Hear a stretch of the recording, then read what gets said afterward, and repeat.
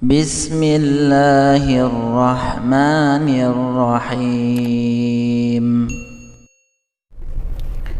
Bismillahirrahmanirrahim. Assalamualaikum warahmatullahi wabarakatuh. Alhamdulillah hamdan katsiran thayyiban mubarakan fihi kama yuhibbu rabbuna wa yarda. Asyhadu an la ilaha illallah wahdahu la syarikalah wa asyhadu anna Muhammadan abduhu wa rasuluhu, amma ba'du. Baik teman-teman, di obrolan singkat ini kita lanjutkan ya.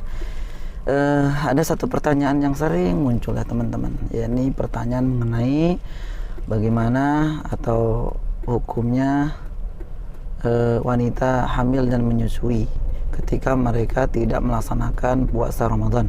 Apakah keduanya ini, wanita hamil dan wanita menyusui ini, diwajibkan mengqadha saja atau fidyah saja atau dua-duanya? Nah, ini yang sering pertanyaan muncul ya.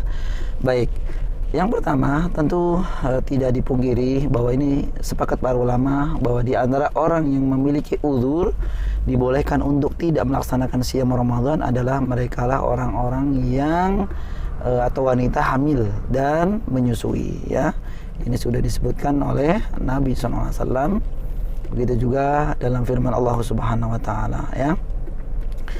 Namun permasalahannya adalah yang kedua ini, permasalahannya adalah ketika mereka itu tidak melaksanakan siyam Ramadan karena uzur tentu dibolehkan, apakah mereka diwajibkan ya mengganti puasanya di lain hari saja, mengqadha saja maksudnya, atau disertai dengan fidyah atau fidyah saja. Nah, tentu teman-teman semuanya, ini secara singkat saya akan sebutkan. Di sini ada 5 pendapat dari para ulama. Yang pertama adalah pendapat wajib mengqadha atau mengganti saja ya puasa yang telah ditinggalkannya ya. Ini adalah pendapat dari Al-Auza'i, kemudian Imam Abu Hanifah dan murid-muridnya ya. Itu mewajibkan hanya mengqadha saja. Kemudian pendapat yang kedua adalah wajib mengqadha, mengganti puasanya di lain hari dan membayar fidyah. Ini adalah pendapat dari Al-Imam Asy-Syafi'i rahimahullah taala, kemudian Imam Malik dan Imam Ahmad rahimahullah taala. Pendapat ketiga adalah cukup memberi makan saja ya, tanpa mengqadhanya. Ini adalah pendapat dari Ibnu Abbas, Ibnu Umar, dan pendapat ini adalah pendapat dari Asy-Syaikh Al-Albani rahimahullahu taala. Kemudian pendapat keempat, mengqadha bagi hamil ya, mengqadha bagi yang hamil, sedangkan wanita menyusui adalah dengan mengqadha dan memberi makan kepada fakir miskin gitu ya. Ini adalah pendapat siapa? Imam Malik dan kemudian sebagian ulama Syafi'iyah. Pendapat terakhir adalah tidak mengqadha dan tidak pula memberi makan kepada orang miskin. Inilah pendapat Ibnu Hazm. Inilah di antara pendapat-pendapat para ulama. Tentu mereka disertai dengan dalil-dalil yang sebenarnya banyak dalil-dalil yang mereka sebutkan.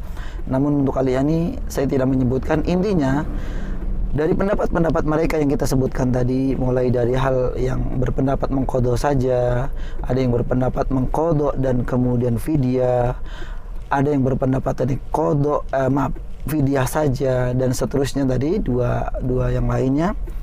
Maka semua ini mereka memiliki dalil-dalil yang mereka sampaikan ya, dari baik dari hadis Nabi SAW maupun mungkin penafsiran mereka terhadap ayat-ayat Al-Quranul Karim. Bagaimana sikap kita kaum muslimin, teman-teman semua, terhadap perbedaan pendapat yang ada ini? Maka untuk mensikapi perbedaan pendapat ini, maka Allah a'lam bishawab, para ulama menjelaskan bahwa ketika ada khilaf seperti ini, maka kita memilih hal yang terkuat ya, yang mendekati dalil, yang mendekati dalil dari Al-Quran dan Sunnah Nabi SAW ya. Walaupun di sana juga masing-masing menguatkan pendapatnya ya.